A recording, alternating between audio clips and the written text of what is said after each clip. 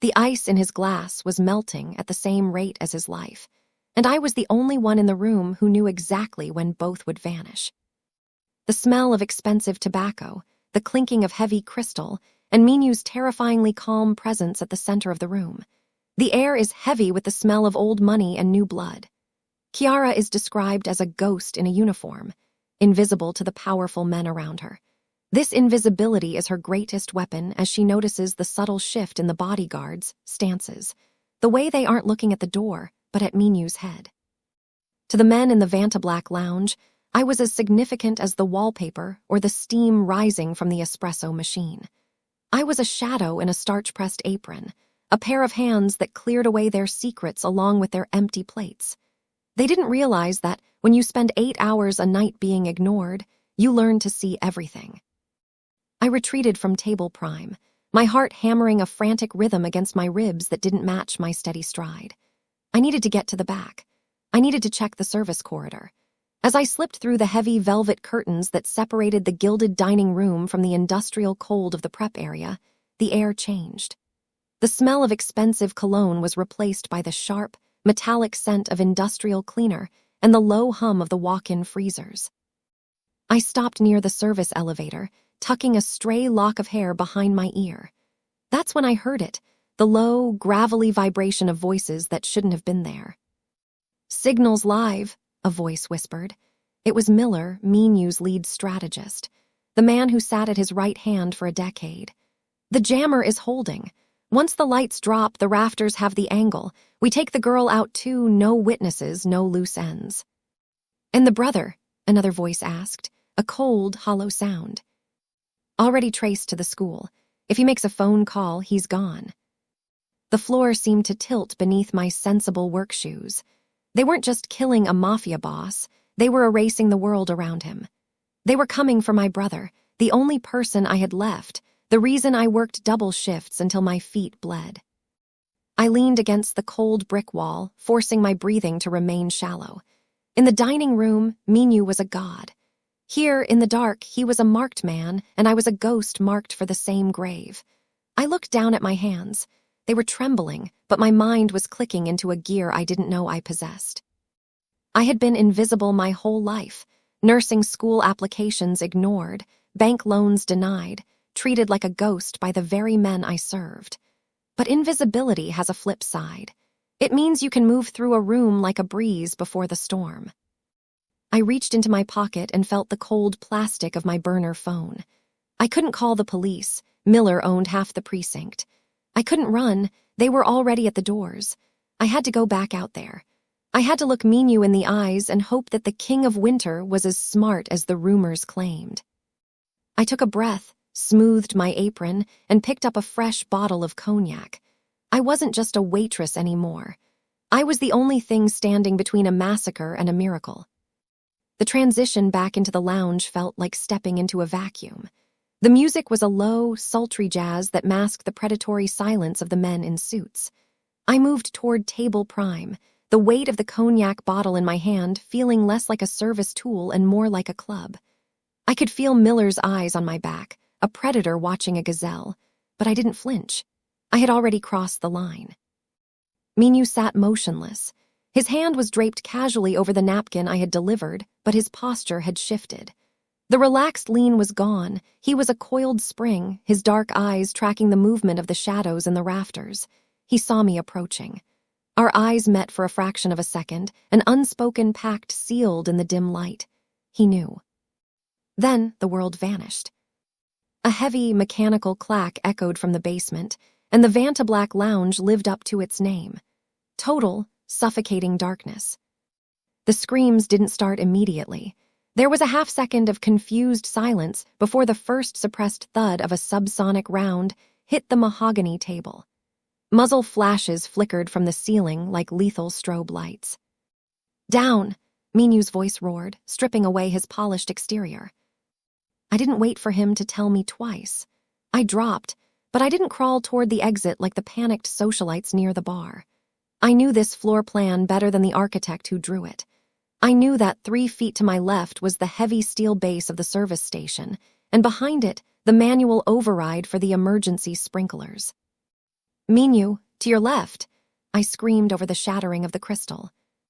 I felt a hand grip my shoulder, fingers like iron. Minho was beside me, his tailored suit smelling of ozone and gunpowder. A second volley of shots chewed into the upholstery where his head had been moments ago. The kitchen exit is blocked, he hissed in my ear, his breath hot against the chill of the room. They have the service halls. Not all of them, I panted, reaching out in the dark to find the cool metal of the fire suppression lever. They're expecting you to run for the doors, but the trash compactor chute leads directly to the sub-basement parking. It's a 40-foot drop into a pile of industrial waste, but it's the only way out they haven't covered. You're suggesting I jump into a garbage chute, girl. I'm suggesting you live, I snapped, the fear finally giving way to a jagged edge of adrenaline. I pulled the lever.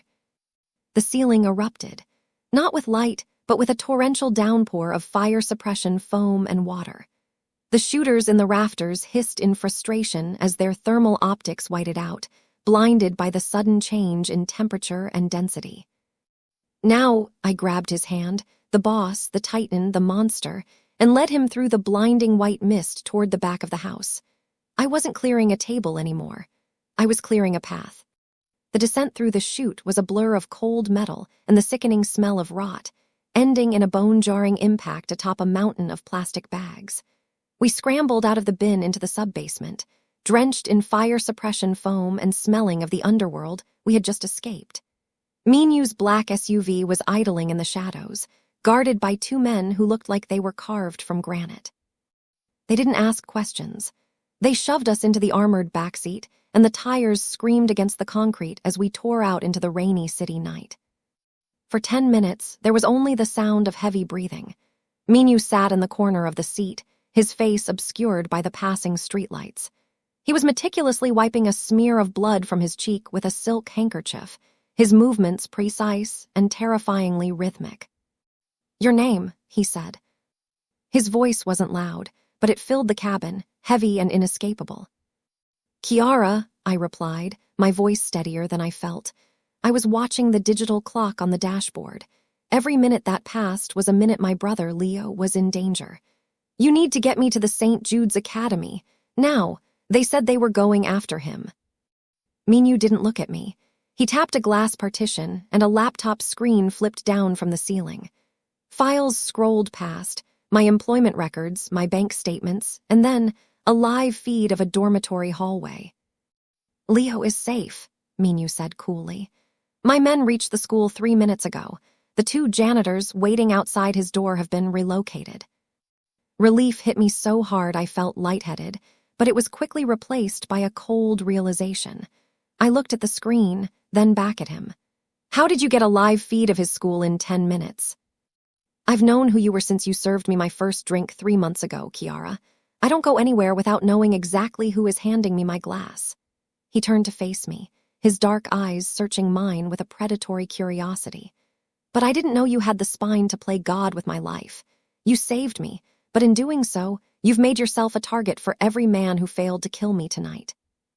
He leaned forward, the smell of expensive sandalwood and gun oil surrounding me. "You owe me your life for saving your brother, and I owe you mine for the warning. In my world, debts are never settled with cash." He handed me a tablet. On the screen was my bank account. The negative balance was gone. In its place was a figure that made my breath hitch, $400,000.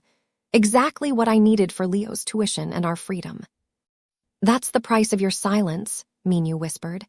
"But the price of your survival is different. From this moment, you don't exist to the outside world. You aren't a waitress. You aren't a student. You are mine."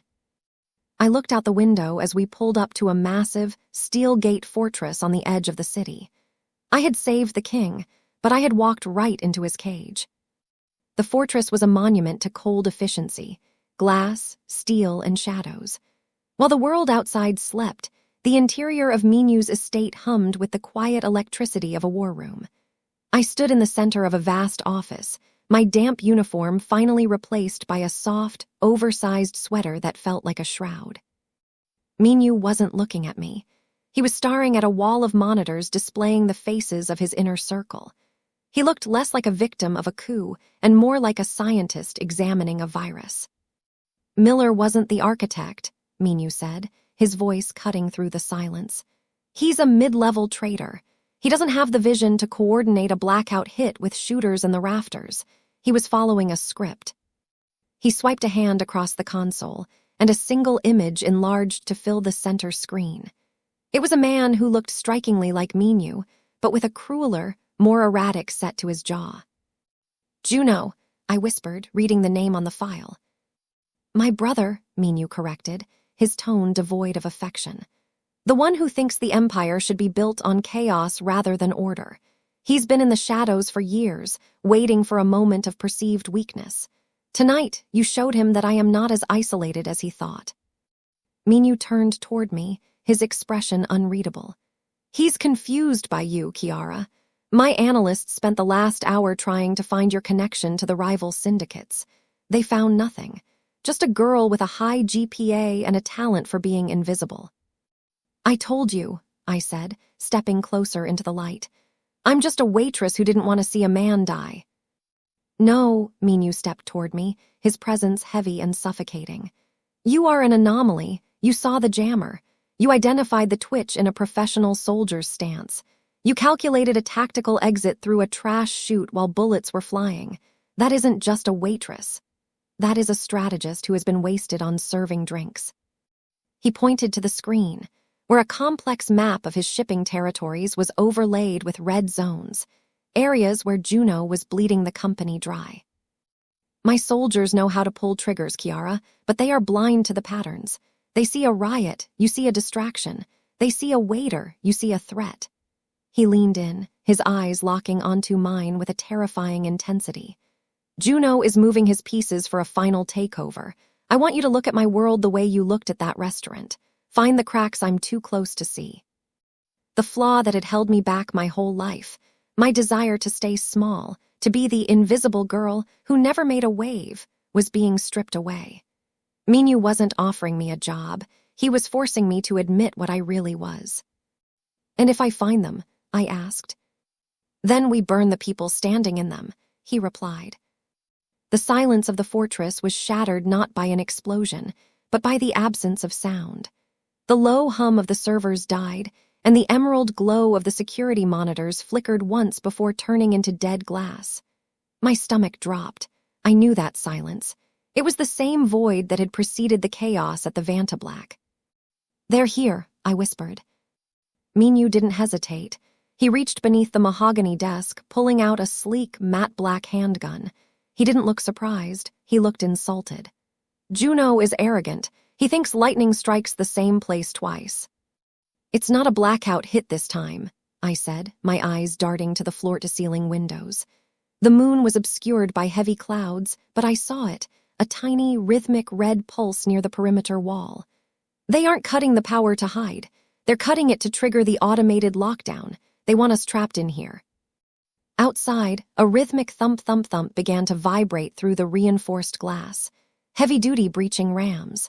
The front gates were being treated like paper. The safe room is in the basement, Minho commanded, grabbing my arm. Move.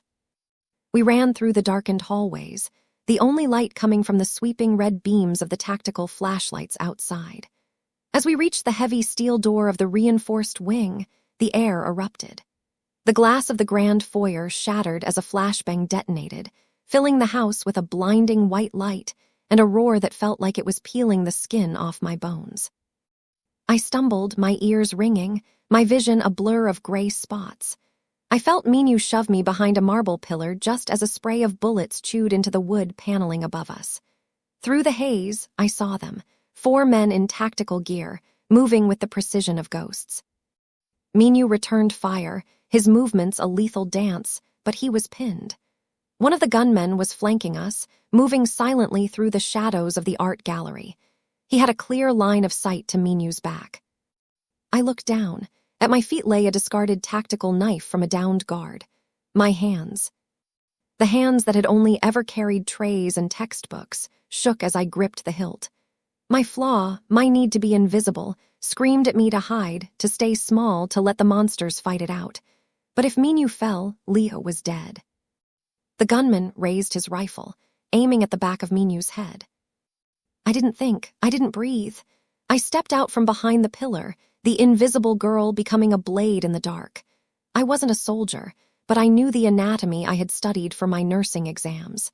I knew exactly where the carotid artery sat. I lunged. The heat of the blood on my hands was a shock, a visceral reminder that the world of secrets was over. I had crossed the final line. When the gunman slumped to the floor, Minho turned, his eyes widening as he took in the sight of me standing over the body. I told you, I panted, the adrenaline tasting like copper in my mouth. I'm not a witness anymore. Minho looked at the fallen assassin, then back at me, a dark, twisted spark of pride igniting in his gaze. No, Kiara, you're a weapon. The blood on my hands hadn't just stained my skin, it had seeped into my soul.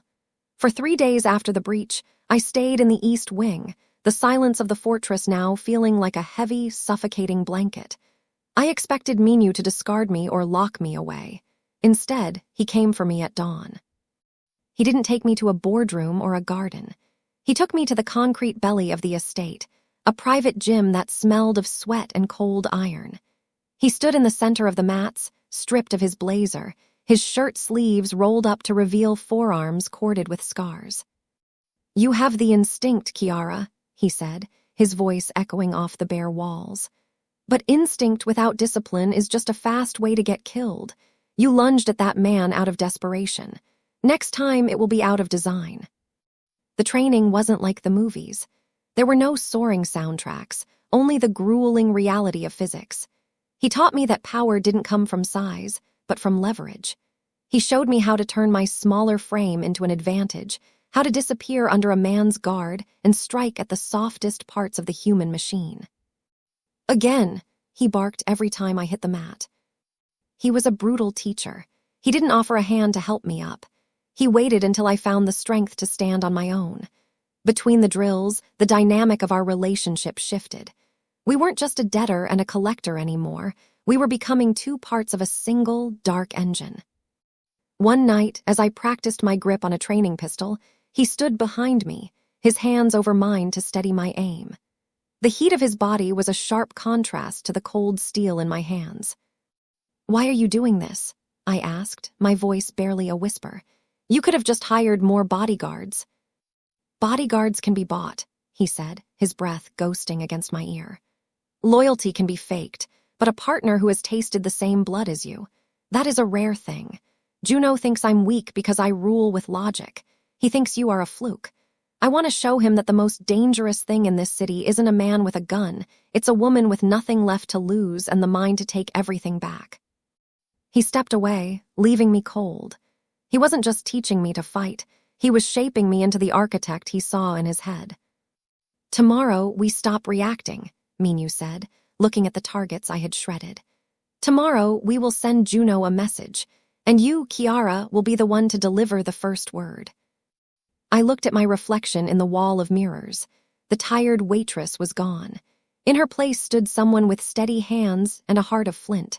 I was ready to stop surviving and start ruling. The message wasn't sent through a phone call or a back-alley meeting. It was sent through the one thing Juno valued more than blood, his money.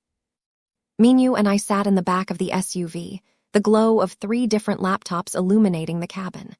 For years, Juno had been using a series of shell companies, logistics firms and upscale laundromats, to wash the tribute he stole from Minho's territories. To the world, they were legitimate businesses. To me, they were a trail of breadcrumbs leading straight to a cliff. He's moving 50 million through the port of Incheon tonight, Minho said, his finger tracing a digital ledger. His men are already at the docks. If we send a strike team, we lose half our soldiers in a meat grinder.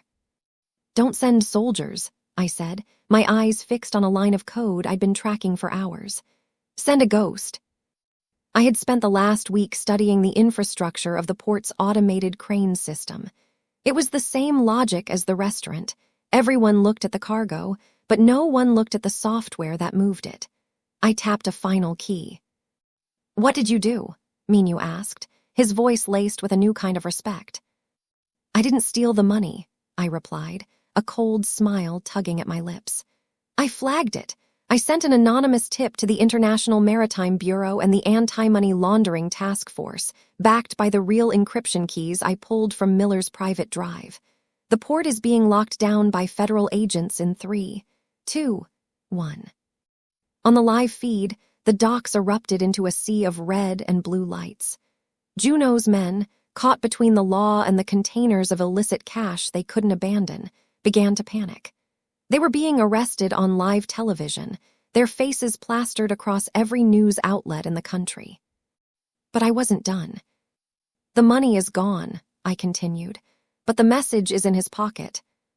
10 miles away, in Juno's private penthouse, every smart device in his home simultaneously activated. His television, his sound system, even his kitchen displays flickered to life. On every screen was a single image, a photo of the Vantablack lounge, specifically the table where I had served Minho his drink. Across the photo, in sharp, clinical letters, were the words, "The bill is due." Minho leaned back, a low, dark chuckle vibrating in his chest. "You didn't just take his money, Kiara. You took his peace. You've humiliated him in front of the entire syndicate. He'll be forced to move early now. He'll be desperate." "Desperate men make mistakes," I said, closing the laptop. I felt the shift in my own chest, the final shard of the nursing student breaking away.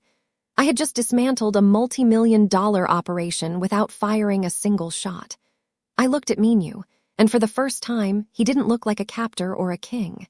He looked like a man standing next to his equal. "He's going to call for a summit," Minho said, his eyes burning. "A wedding of the two factions to stop the bleeding. And you and I, Kiara, were going to be the guests of honor." There was no going back to the life of an invisible waitress.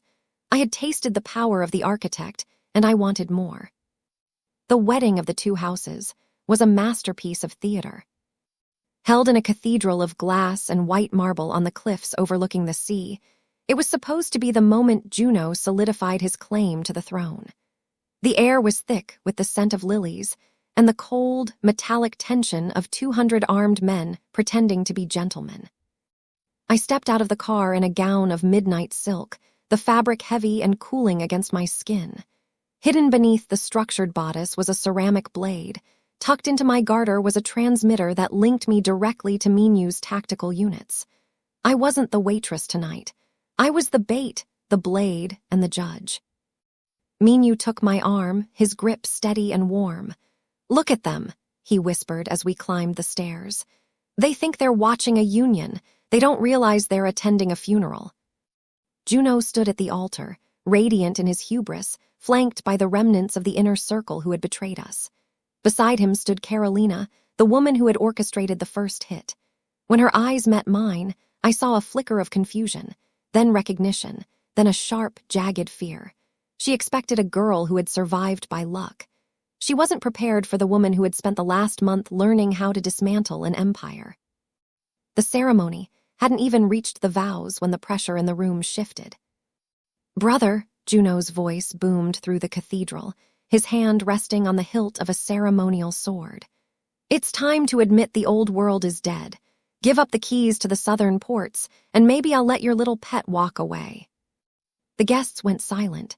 Handguns were drawn in a synchronized chorus of clicks. "You always did talk too much, Juno," Minho said, his voice flat and bored. He didn't reach for a weapon. He didn't have to. He looked at me. I pressed the trigger on the transmitter in my palm. The stained glass windows didn't shatter inward. They blew outward as Minho's snipers took out the generators and the perimeter guards in a single, coordinated heartbeat. In the sudden dimness of the emergency lights, I moved. Carolina lunged for a concealed pistol in her bouquet, but I was faster. I used the leverage Minho had taught me, catching her wrist and twisting until I heard the satisfying pop of the joint. I didn't hesitate. I drove my knee into her ribs and sent her sprawling onto the white marble, her innocent, white dress staining red as she hit the floor. Across the altar, Minho was a whirlwind of precision. He didn't hunt Juno, he cornered him. The King of Chaos was reduced to a stumbling, panicked shadow as his own guards realized the tide had turned and lowered their weapons. I stood over Carolina, the ceramic blade at her throat. She looked up at me, gasping for air. "You're just a waitress," she hissed. "I was," I said, my voice cold enough to freeze the blood in her veins. "But I'm the one clearing the table tonight." Minho stood over his brother, the silence in the cathedral absolute. He didn't fire a shot. He simply looked at the room, at the men who had wavered, at the traitors who had failed, and then he looked at me. The crown wasn't a physical object. It was the power to decide who lived and who died. And tonight, the architect had decided. 1 year later, the Vantablack Lounge was gone, replaced by a private gallery that only the most powerful names in the hemisphere could enter. I stood at the floor-to-ceiling windows of the penthouse, looking out over a city that felt smaller than it used to. The neon lights below looked like veins of fire, and I knew exactly which ones to cut if I wanted the heart to stop beating. I wasn't wearing a uniform anymore. My suit was custom-tailored, a sharp, dark silhouette that commanded the room before I even spoke. On the desk behind me lay the blueprints for a new trade route through Singapore, a project that had baffled Minho's generals for a decade, but one I had solved in a single weekend. The door opened, and the heavy, rhythmic click of Minho's shoes echoed against the marble. He didn't stop at the door. He walked straight to the window, standing beside me. He didn't look at the city, he looked at me. "The council is waiting," he said. "They're still nervous. They remember the waitress, but they're terrified of the architect." "Good," I replied, my reflection in the glass looking back at me with eyes that had seen the dark and didn't blink. "Fear is a temporary tool. I'd rather they value my logic." Minho reached out, his hand resting on the small of my back, a gesture of possessive equality. "You've reorganized the entire northern hierarchy in 6 months. You've turned my father's old-world bloodbath into a digital fortress. Sometimes, I wonder if I rescued you, or if I just let the wolf into the house." I turned to face him. "You didn't do either, Minho. You gave me the one thing the world tried to take away, a seat at the table." Leo was safe, attending a university in Switzerland under a name no one would ever find. My debt was paid. My brother's future was gold, but I hadn't stayed for the money or the safety. I had stayed because for the first time in my life, I wasn't a ghost.